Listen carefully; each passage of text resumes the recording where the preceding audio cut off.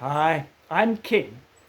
Welcome to part 36 of my channel. Today I'm going to touch on another topic that Jesus died to give you. Yep, it's called healing. And if you know anyone that's sick, I'd like to encourage you, share this with them. Who knows what might happen, what it could do for them. All right. Or if you're sick yourself, I would encourage you to watch this video a few times so that the penny will drop, the kairos moment, the aha moment will happen. Okay. Now, speaking of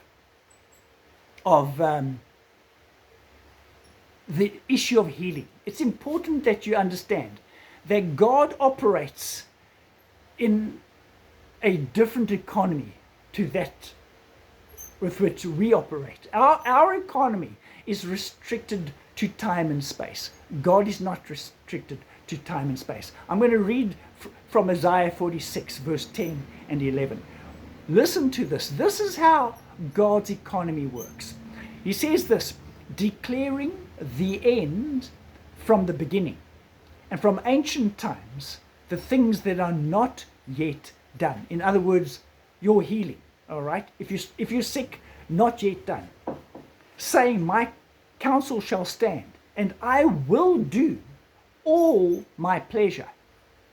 Calling a ravenous bird from the east, the man that executeth my counsel from a far country. Yea, I have spoken it, I will also bring it to pass. I have purposed it, I will also do it. So you can see God lives in the eternal now, in the eternal present tense. He sees the end from the beginning as if it's already happened. You have to understand. That's how God's economy works. Our economy is different. We are limited to time and space. Okay. Now, speaking on the topic of healing, in James chapter 5, verse 14, he says, if any of you are sick amongst you, let him call for the elders of the church, let them anoint him with oil and pray, and the prayer of faith shall save the sick. And that word faith, by the way, the prayer of faith, is the Greek word pistis. It means to be convicted, to be fully persuaded, to rely and trust in that persuasion. Okay? Now, verse 16 speaks about the fervent prayers of a righteous man availeth much in the sight of the Lord.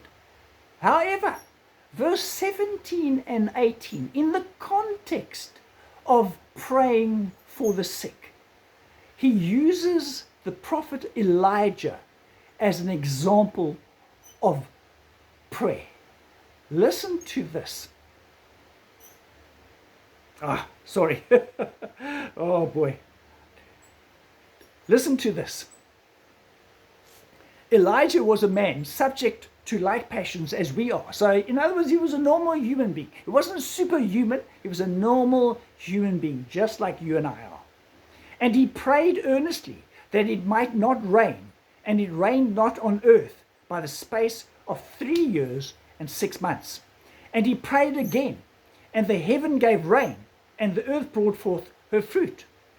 Now, why does James use the example of Elijah in the context of praying for the sick? The word pray is the Greek word proseukomai. I hope I'm pronouncing it correctly. It's not a prayer making a petition or praying just a request, making a request. It's praying the desired result of the petition.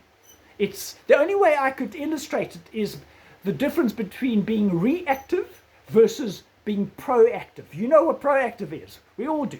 Okay? It's doing something in advance towards a desired goal. That's what being proactive is. And this word proseukomai is exactly that, according to Thayer's Greek English lexicon. Okay, so let's go and have a look. I'm going to go to 1 Kings chapter 18. Okay, this is the prophet Elijah with King Ahab. And Elijah said unto Ahab, that's King Ahab. Can you imagine he's saying this to a king? You want to speak about faith? Get thee up, eat and drink, for there is, this is after, by the way, 3.5 years of drought. For there is a sound of the abundance of rain. There is the sound of the abundance of rain. And so Ahab went up to eat and drink, and Elijah went up to the top of Carmel, or Mount Carmel, and he cast himself down upon the earth and put his face between his knees. In other words, he was praying earnestly. All right. He just told the king, I hear the sound of the abundance of rain. This is after 3.5 years of drought. And then he, man, Lord, you're going to have to come through for me. Okay. So, as a result of him praying earnestly, he said to, verse 43, he said to his servant, go up now and look towards the sea. And he went up and looked and said, there is nothing. And he said, go again 7 times. So he sent his servant back up and down the top of Mount Carmel, looking over towards the ocean. And he said, there's nothing. Okay. Then, and it came to pass, verse 44, and it came to pass at the 7th time, and he said, behold, there ariseth a little cloud out of the sea, like a man's hand. And he said, go up, say unto Ahab, prepare thy chariot, and get thee down, that the rain stop thee not. And it came to pass in the meanwhile that the heaven was black with clouds and wind, and there was a great rain. And Ahab rode and went to Jezreel. So the example that James gives, this is the example. Now put this in the context of your sickness and disease. Can you see praying the desired result? Now you must understand, this doesn't sound weird to the characters of the Bible, not at all. In fact, in Romans chapter 4 verse 17, the Apostle Paul, speaking of God, says, even God who calleth those things which be not as though they were. Why? Because in God's economy, they were. That's it. In our economy, they are not, but not in God's economy. So in our economy, there's sickness, but in God's economy, there is health. Let me show you. So this is how our faith operates. Let me show you how Jesus' faith operates. I'm going to read to you from Matthew chapter 8, verse 16 and 17.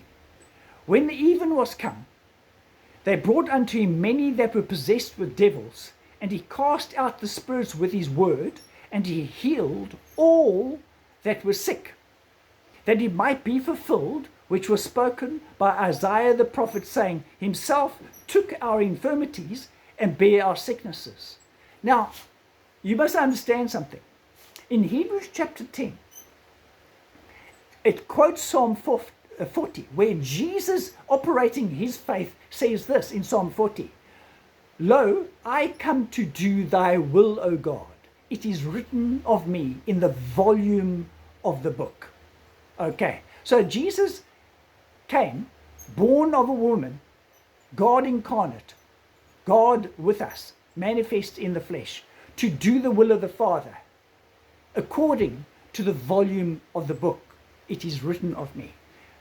Notice over here, Jesus' healing ministry fulfilled what the prophet Isaiah said. Okay, and it quotes Isaiah 53.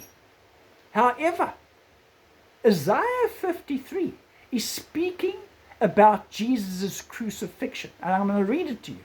It's speaking about Jesus' crucifixion. How could Jesus' healing ministry fulfill something that the prophet spoke of, by the way, 900 years before Jesus was born? Can you see the mix up in terms of time on a linear scale? Do you understand what I'm saying? How could it fulfill a 900-year-old prophecy when he hadn't died yet? Let's go and look at Isaiah 53. Surely, this is Isaiah, this is speaking about Jesus' crucifixion. Surely he hath borne our griefs. By the way, that word griefs in the original Hebrew is sickness and diseases, okay? And carried our sorrows. Yet we did esteem him stricken, smitten of God, and afflicted. But he was wounded for our transgressions, he was bruised for our iniquities. The chastisement of our peace was upon him. And here it comes. And with his stripes we are healed. Notice it's written in the present tense. Although Isaiah wrote this 900 years before the birth of Christ, but it's written in the present tense. Can you see why Jesus fulfilled it? So it was, in God's economy, already a done deal. Well, how can you say that, Ken? Well, Revelation 13 verse 8 says, the Lamb that was slain before the foundation of the world. And then, of course, in Hebrews 2 verse 9, it says, by the grace of God, Jesus should taste death for every man. And then in 2 Timothy 1 verse 9, it says that this grace was given us before the foundation of the world. God lives in the eternal now. If God purposes something, if he makes up his mind about something in his economy, it's already accomplished. It's already done. That's why, by the way, in Genesis 3 verse 15, God says to the serpent, and this, by the way, is before Adam and Eve were expelled from the garden, after they had eaten of the forbidden fruit, and before they were expelled, God says to the serpent, I'll put enmity between thy seed and the seed of the woman. And then it says, thou shalt bruise his heel, and he shall bruise thy head. And by the way, he's prophesying concerning the crucifixion of Christ. We see the fulfillment of that in Colossians chapter 2, verse 13, 14, and 15, where in Jesus' sacrifice, he made a public display of Satan, okay, where he shamed him publicly. And this is prophesied in Genesis 3, verse 15, even before Adam and Eve were expelled from the garden. So can you understand? God lives in the eternal now. This is why this verse is written in the present tense. Psalm 103, also written hundreds of years before the birth of Christ, says this, bless the Lord, O my soul, and forget not his benefits. For he forgiveth all thine iniquities and healeth all thy diseases. So, can you understand? God has made up his mind concerning your health. And it was by the stripes of Jesus. Jesus paid the stripes, paid the price for you and I to walk in health, and for you and I to be healed if we are sick. To prove that, look at 1 Peter chapter 2. This is the Apostle Peter. He says this, who his own self bare our sins in his own body on the tree, that's Isaiah 53, that we, being dead to sins, should live unto righteousness. And here it comes, by whose stripes you were healed. Notice it's written in the past tense. So here, post-crucifixion, the Apostle Peter quotes Isaiah 53, and now he quotes it in the past tense. By his stripes you were healed. Isaiah 53, written 900 years before Jesus, written in the present tense. Why? Because Jesus was crucified for your and my healing before the foundation of the world. I hope this helps. Understand, your flesh might contradict this, but in God's economy, you're healed. I hope this helps. If you think it does, you know what to do. Hit that like button, hit the subscribe button if you haven't already, and share it with people that you know that could benefit from this. I'll see you next week with more bite-sized chunks. God bless.